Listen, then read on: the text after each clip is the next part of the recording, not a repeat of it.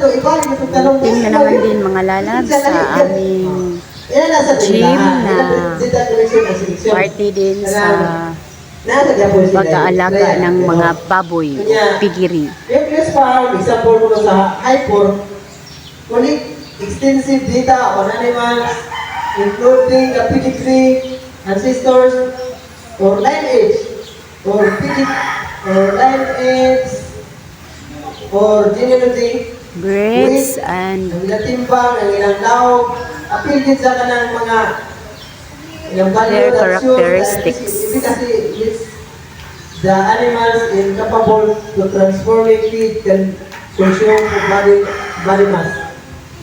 Ang ilang muscles, ang ilang kapag kung sa ilang unod, ang ilang bakpat. At kahit na wala akong baboy mga lalabs, dito lang din ako nakinuod at nakinig sa ano pang pagmitingan. Thank you for watching din mga lalabs ko.